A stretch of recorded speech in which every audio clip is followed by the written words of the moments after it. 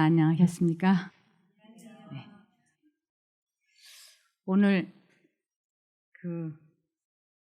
늘 지켜주시리 이 찬양이 참 좋았습니다.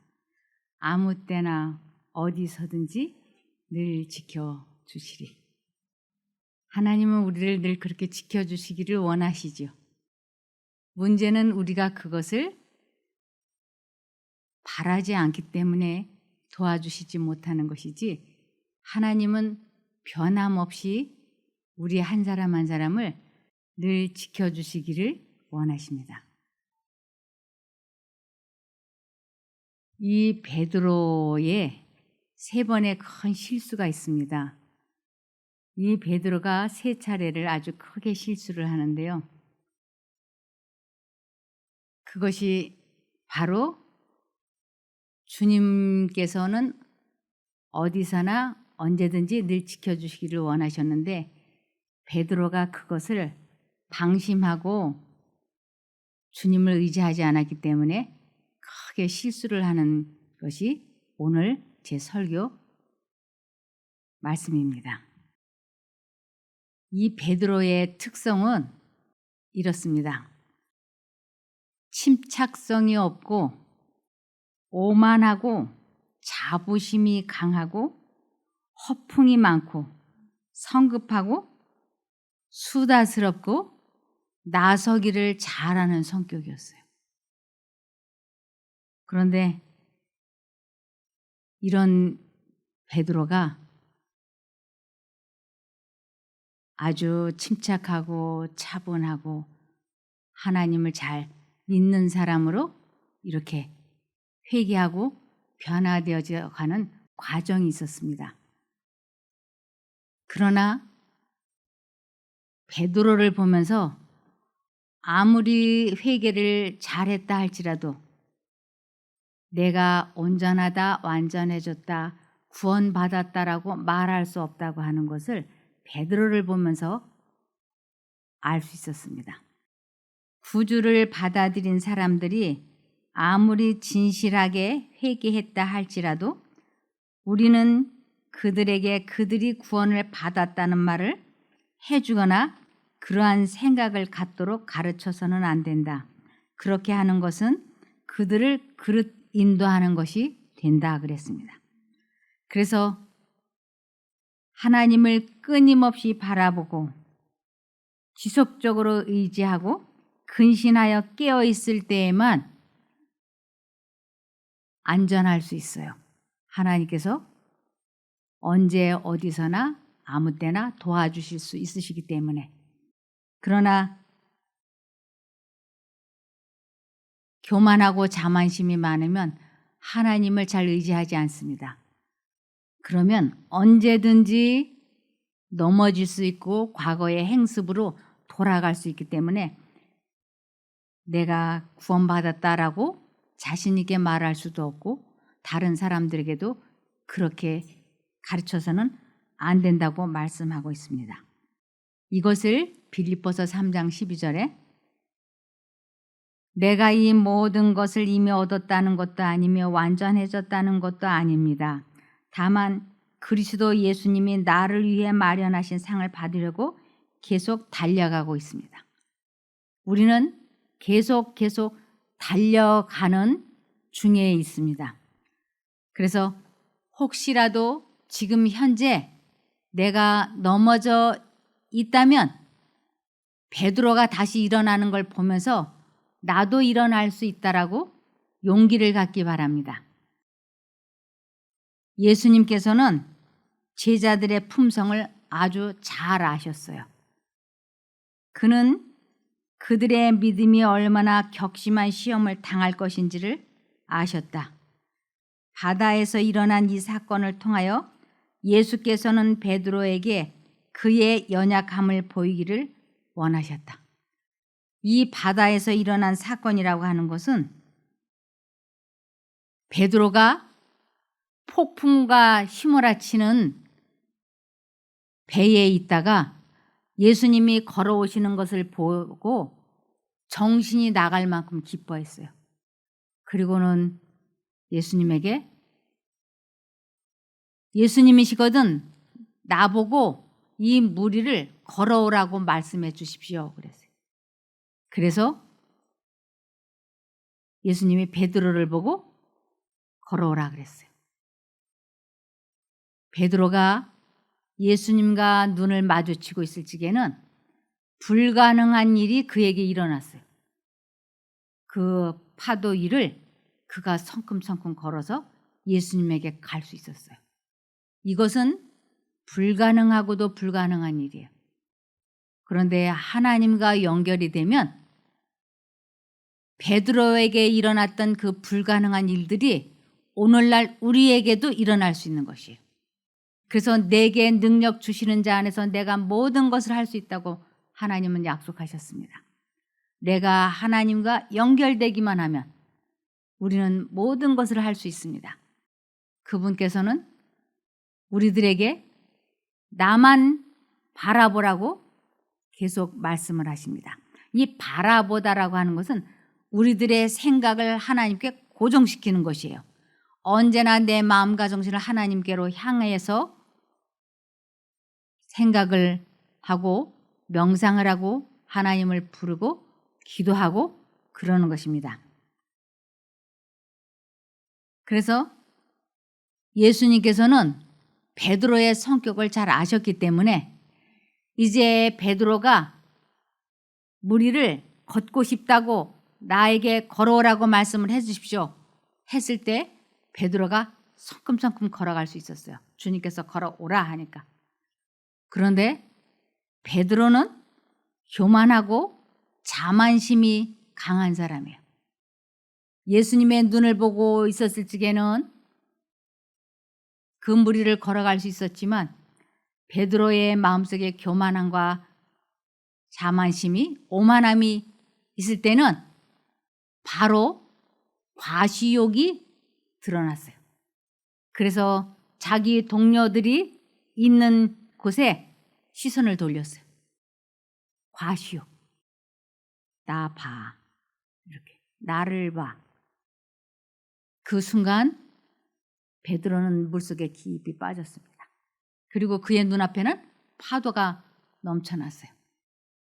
이것은 우리가 하나님께 마음과 정신을 고정시키면 이 세상에 두려워할 것이 아무것도 없습니다. 그분 얼굴만 바라보고 있으면 모든 것은 그분께서 불가능한 일을 가능케 해주실 것이니까. 그런데 우리들의 시선을 이 세상 것으로 향하는 순간 나 자신에게 향하게 되면 금방 우리들의 모든 문제들이 파도보다 더 크게 우리들에게 닥쳐옵니다. 그러면 그 파도를 세상 문제를 생각하느라고 하나님을 잊어버리면 그때부터 우리 각자에게는 재앙이 시작이 됩니다. 하나님을 잊어버리면 바로 재앙이 시작이 되고 하나님과 연합이 되면 바로 새 생명이 시작이 되는 것이죠. 그래서 베드로에게 그의 연약함을 보이기를 이때 가르쳐 주시기를 원하셨어요. 근데 정말로 베드로가 물에 빠지면서 나를 건져달라고 예수님께 부르짖었을 때 예수님께서 그의 손을 이렇게 잡으시면서 믿음이 적은 자여 왜 의심하였느냐. 이것은 하나님을 믿지 않는 것을 책망하시는 것이에요. 의심하였느냐 이것은 왜 믿지 않느냐. 믿음이 적은 자 이것은 믿지 않는 자여라는 뜻이에요. 그러니까 베드로는 예수님을 보고 걸어갈 때는 믿는 자였지만 의지하는 자였지만 그의 생각을 사람에게로 향했을 때는 그에게는 믿음이 없어서 그는 바로 물속에 빠져들어갔던 것입니다. 그래서 시험의 폭풍 가운데서 베드로는 자신을 전혀 믿지 아니하고 구주께 의지할 때에만 안전하게 행할 수 있었다. 베드로가 약하였던 것은 자신을 강하다고 생각한 바로 그 점이었다. 그리고 그가 자신의 연약함을 식별할 때까지는 그리스도께 의지할 필요를 깨달을 수 없었다. 만일 베드로가 바다에서 있었던 경험을 통하여 예수께서 가르치고자 하셨던 교훈을 배웠었더라면 큰 시험이 닥쳐왔을 때 넘어지지 않았을 것이다. 베드로는 이 바다에서 그 물에 빠지면서 꼭 배워야 되는 것이 있었는데 그것은 그리스도를 절대적으로 끊임없이 의지할 필요가 있다고 하는 것을 배우기를 원하셨어요.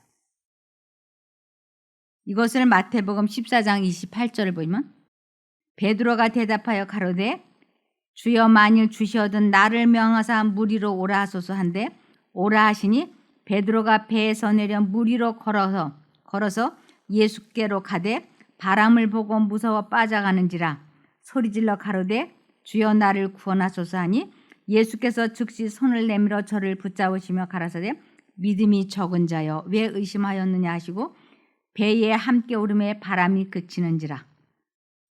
배에 있는 사람들이 예수께 절하며 가로되 진실로 하나님의 아들이로소이다 하니라. 그들은 죽을 뻔한 환경에 처해 있었는데 예수님을 만남으로 예수님을 믿음으로 생명을 건질 수 있었어요. 그러면서 그들은 예수님께 엎드려 절하며 진실로 하나님의 아들이로소이다라고 고백할 수 있었습니다. 그래서 인생의 위기에서 승패를 결정짓는 것은 매일의 시험에 대한 승부에 달려있다. 하나님께 끊임없이 의지할 필요를 깨닫지 못하는 자들은 시험에 지고 말 것이다. 그래서 이 바다에서 불가능한 것을 체험했던 베드로가 꼭 배워야 되는 것이 끊임없이 하나님을 의지해야 된다고 하는 것을 예수님은 가르쳐 주시기를 원하셨던 것이에요. 그런데 불행히도 이렇게 큰 경험을 했지만 베드로는 그것을 배우지 못했습니다. 그래서 이제 바다에서 배웠어야 하는 그 진리를 이제 베드로가 다시 슬픔 가운데 배워야 할 사건이 있음을 예수님이 베드로에게 말씀하셨어요. 마가복음 14장 30절에서 31절에 보면 예수께서 그에게 말씀하셨다. 내가 진정으로 너에게 말한다. 오늘 밤에 닭이 2번 울기 전에 내가 3번 나를 모른다고 할 것이다. 그러나 베드로는 힘주어서 말하였다. 내가 선생님과 함께 죽는 한이 있을지라도 절대로 선생님을 모른다고 하지 않겠습니다. 나머지 모두도 그렇게 말하였다. 베드로는 하나님을 절대적으로 의지해야 된다고 하는 것을 그 바다 물 위에서 배웠어야 되는데 그때 그것은 이미 그의 기억 속에서 사라지고 다시 본래의 오만하고 교만한 위치로 그는 돌아왔던 것입니다. 그래서 예수님께서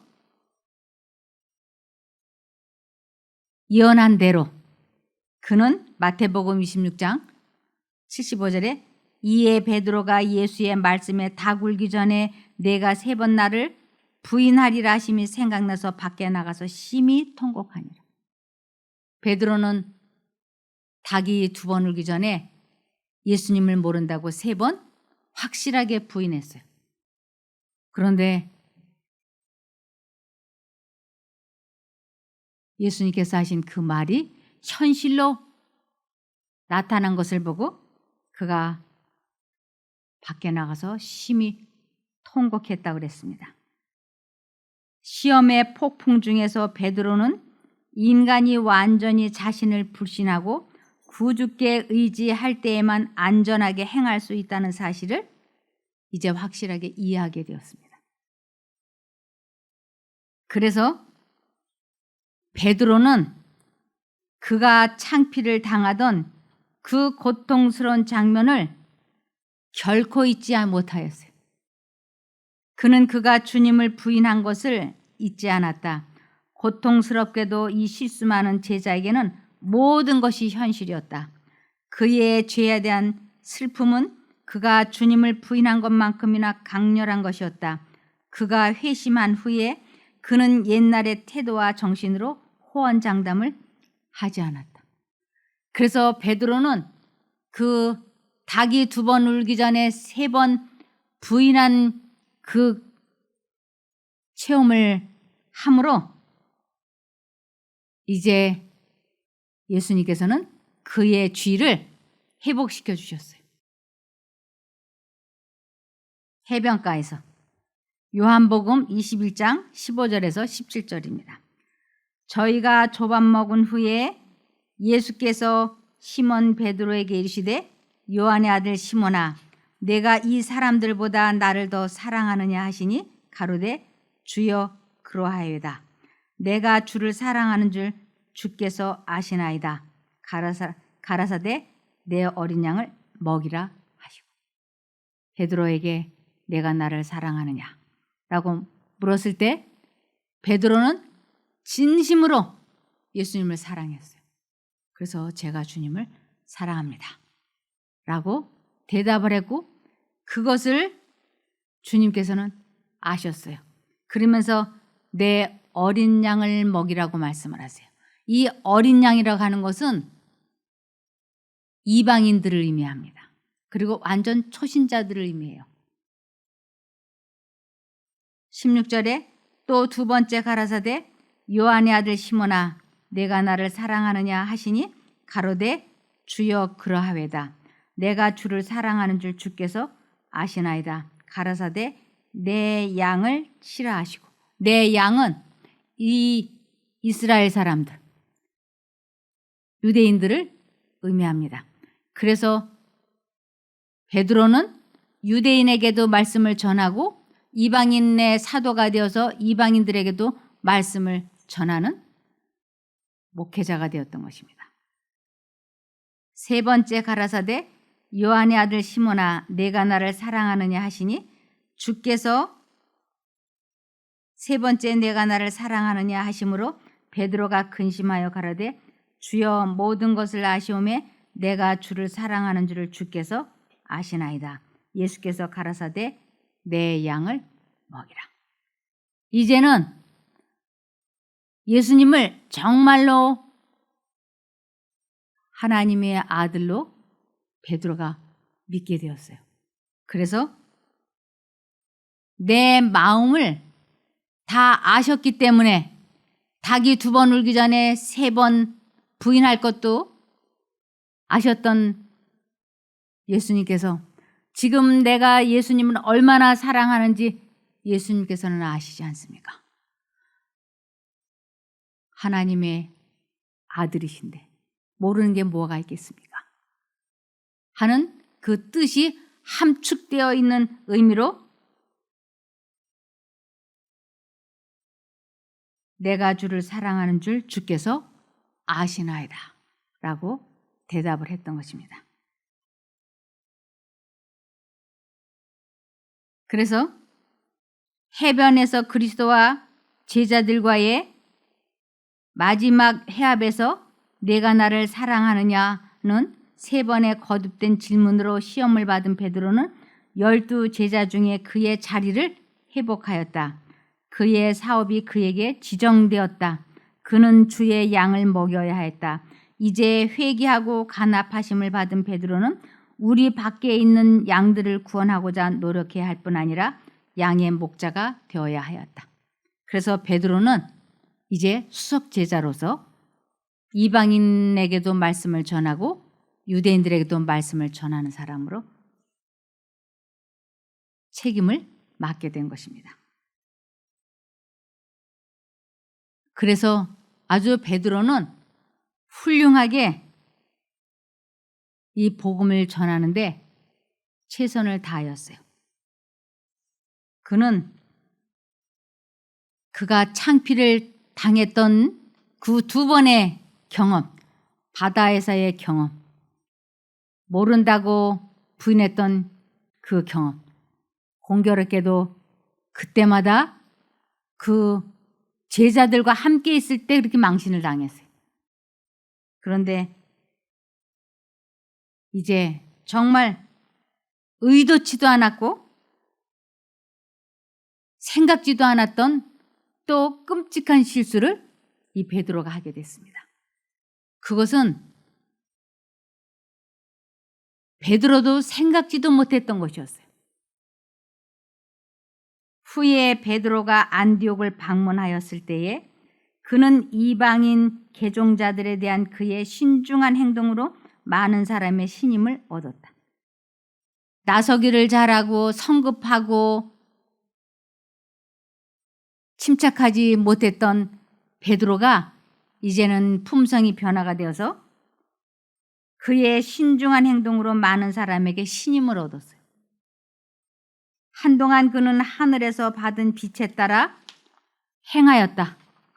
베드로는 지금까지 이방인 개종자들과 식탁에 앉는 데 대하여 가졌던 그의 타고난 편견을 극복하였다. 원래 유대인들은 이방인들과 식사를 같이 하지 않아요. 그런데 그 편견을 극복했기 때문에 이제 베드로는 이방인들과 같이 식사를 할 수 있게 되었습니다. 그래서 식사를 하고 있는데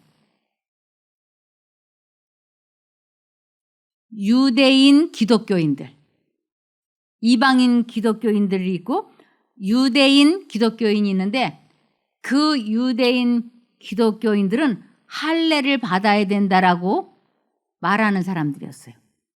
그런데 이 베드로가 이방인 기독교인들과 식사를 하고 있는데 저만큼에서 보니까 유대인 기독교인들이 들어오는 거예요. 그 순간 그의 마음에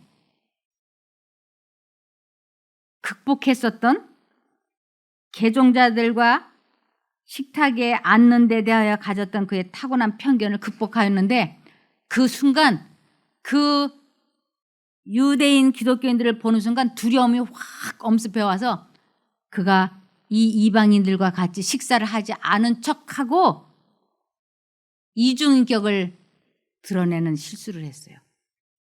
갈라디아서 2장 11절에서 14절입니다. 베드로가 안디옥에 왔을 때 그가 잘못한 일이 있어서 내가 그를 대면해서 나무랐습니다. 이것은 사도 바울이 베드로를 나무랬던 이야기입니다. 베드로가 안디옥에 와서 이방인들과 함께 먹고 있는데 야고보가 보낸 유대인들이 오자 먹는 것을 그만두고 그 자리에서 물러갔습니다. 그들은 할례를 받은 유대인들을 두려워했던 것입니다. 이처럼 베드로는 거짓된 행동을 했고 다른 유대인 성도들도 거짓된 행동을 했습니다. 심지어 바나바조차 그들의 거짓된 행동에 유혹을 받았습니다. 수석제자인 베드로가 여러 사람과 식사를 같이 하다가 그 유대인 기독교 사람들이 들어오니까 이 밥 먹던 베드로가 숟가락을 넣고 안 먹은 척하고 물러나니까 거기에 있었던 여러 유대인 기독교 신자들이 베드로하고 똑같은 행동을 했던 것이에요. 거기에 아주 중요한 직책을 맡고 있었던 바나바도 그렇게 했던 것이에요. 그러자 그 자리에 있었던 이방인 기독교 신자들이 아주 많은 고통을 겪게 됐어요. 마음속에. 이 베드로와 이 유대인 기독교 신자들에 대해서 깊이 실망을 하게 됐어요. 그래서 이 교회가 분열이 될 지경이 된 거예요. 이것을 보고 사도 바울이 이것을 막아야 되겠다 생각을 해가지고 이때 공개석상에서 베드로를 혹독하게 나무랍니다. 이게 이제 뭔가 하면 여기 14절에 나는 즉 바울은 그들이 복음의 진리를 따르지 않는 것을 보고 모든 사람 앞에서 베드로를 향해 베드로여 당신은 유대인이면서도 유대인처럼 살지 않고 이방인처럼 살면서 어찌하여 이방인들에게 유대인처럼 살라고 합니까? 하고 말했습니다. 베드로가 정신 차려 보니까 이 교회가 분열이 되겠고, 그리고 그동안 자기가 쌓아올린 자기의 신뢰심이 그냥 바닥으로 떨어지는 순간이었어요. 지도자로서 존경과 사랑을 받았던 사람 편에서 이와 같이 약점을 드러낸 것은 이방인 신자들의 마음에 가장 고통스러운 인상을 남겼다. 교회는 분열될 위험에 직면했다. 그러나 베드로의 이중 행동으로 교회에게 해를 끼친 그 파괴적인 영향력을 목격한 바울은 그의 진정한 감정을 이처럼 위장함에 대하여 베드로를 공개적으로 책망하였다. 그래서 베드로는 그가 범한 과오를 알고서 그의 힘이 미치는 한 신속히 그 잘못을 고치고자 하였다. 종말을 시초부터 아시는 하나님께서는 그 연단받은 사도로 하여금 자신에게는 자랑할 것이 없음을 깨닫게 하시려고 베드로가 이와 같은 품성의 약점을 드러내는 것을 허락하셨다. 가장 훌륭한 사람이라고 할지라도 스스로 내버려 두면 판단에 있어서 과오를 범하게 된다. 이 베드로 같은 사람도 이렇게 예수님을 잠깐만 잊어버리면 이렇게 잘못을 하지 않습니까? 이 세상 누구도 하나님과 분리되면 한순간도 안전할 수 없어요. 한순간도. 최고로 인정받는 사람도 큰 실수를 저지를 것이다.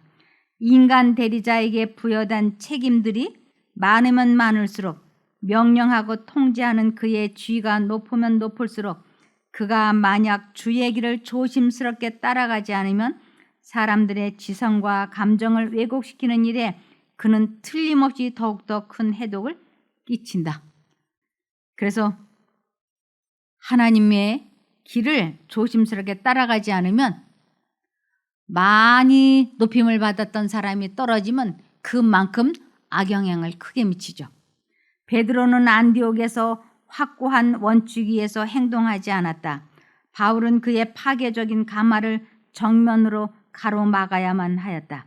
이것이 기록되어 있는 것은 그것으로 말미암아 다른 이들도 유익을 얻게 하려 하며 그 교훈이 높은 자리에 있는 사람들에게 엄숙한 경고가 되게 하기 위함이며 그들이 성실의 길에서 실수하지 않고 원칙을 고수하게 하려 합니다.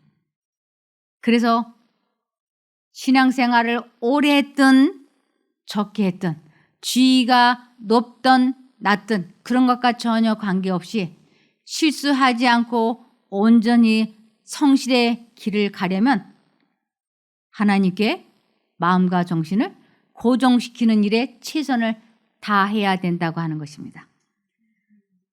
베드로에 대해서 간단하게 평하기를 이렇게 평했습니다. 베드로의 모든 실패, 그의 실수와 회복, 그의 오랜 봉사의 경력, 그리스도와의 친밀한 교제, 바른 원칙을 꿋꿋이 실천하신 구주에 대한 그의 지식, 그가 받은 모든 교훈, 하나님의 말씀을 전하고 가르침으로 얻은 모든 은사와 지식과 영향력 등 이 모든 것에도 불구하고 그가 사람을 두려워해서든 아니면 존경을 얻고자 해서든지 간에 복음의 원칙을 숨기고 둘러댄 것은 이상한 일이 아닌가. 베드로 같은 사람이 없었어요. 그 사람처럼 그때 당시 최고의 지위에 있었던 사람이 없었어요. 그런데 그가 이렇게 한순간에 크게 잘못을 저질렀던 것은 그가 예수님을 바라보는 일에 실수했기 때문입니다. 그가 의를 고수함에 있어서 흔들리게 되었다는 것은 이상한 일이 아닌가. 하나님께서 모두에게 각자의 배를 가지고 똑바로 안전하게 항구를 향해 나가기에는 그 자신이 무력하고 무능력하다는 것을 깨닫게 해주시기를 바란다. 우리는 우리 자신이 안전한 항구, 포구에까지 도달하려면 끊임없이 우리 스스로가 말씀을 연구하고 기도하고 이 말씀을 생활에 적용해야 합니다. 곤경이 닥쳐올 때 베드로와 같이 될 때가 우리에게 얼마나 많은가. 우리는 우리의 눈을 구주께 고정시키는 대신에 파도를 쳐다본다. 이 파도를 쳐다본다고 하는 것은 예수님을 생각하지 않는 동안에는 나에 대한 경제적인 빈곤이나 질병이나 사람과의 관계나 취미나 유혹이나 이러한 것들의 마음을 향한다고 하는 것입니다. 우리의 발걸음은 미끄러지고 교만한 물결은 영혼을 뒤덮는다.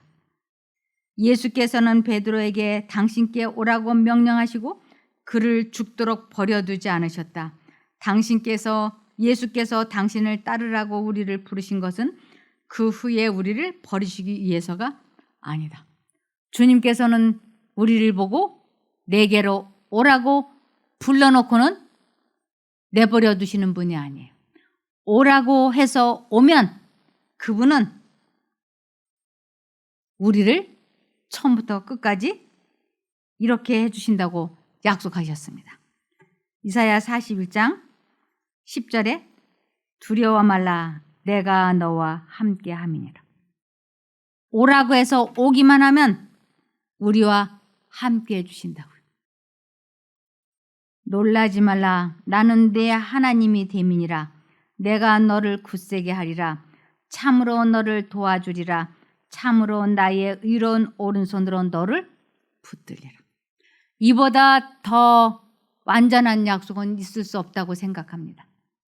하나님께서 나와 함께 해주시고 그분의 의로운 오른손으로 우리를 붙잡아 주시면 우리는 이 세상에서 두려워할 것이 아무것도 없습니다.